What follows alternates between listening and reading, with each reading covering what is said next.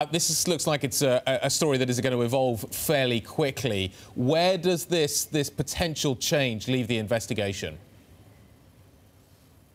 So this is essentially part of the continued back and forth between Trump associates, not Donald Trump himself as much as the people around him, and the investigation led by Special Counsel Robert Mueller into what he's into the allegations of Russian interference and Russian collusion in the 2016 election. What this does is this puts more pressure on Trump's former personal lawyer, Michael Cohen, and his business dealings. The person who was charged, Evgeny Friedman, was a longtime friend and business partner of Michael Cohen's, and the logical reason for this plea deal is that he's cooperating with the government, both with the New York State Attorney General, which is the one who actually charged him, or the one he agreed with whom to plead guilty, as well as Robert Mueller for his investigation into Trump.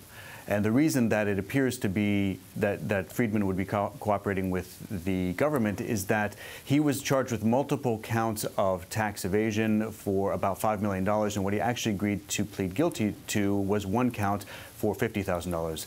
And his sentencing was delayed by a year, and he will not serve any jail time if he fulfills the commitments that he makes in this guilty plea. All of that tends to suggest that he's cooperating with the government.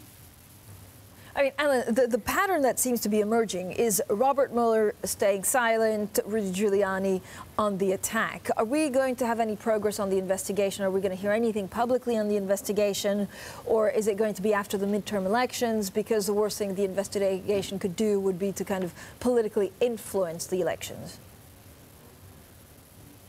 The trend you just cited, Robert Mueller staying silent and Rudy Giuliani on the attack, or whomever else Trump chooses to put forward to represent him, is probably the pattern you're going to see for the foreseeable future. Whether or not this investigation ends or something comes out more publicly before the November election, who knows? The way Robert Mueller works is that he engages in subpoenas, in indictments. He charges people. He does not speak publicly. He never has. He didn't when he was head of the FBI, or didn't very much, and he hasn't as special counsel. And I don't think that's going to change, and no one around him seems to think that's going to change.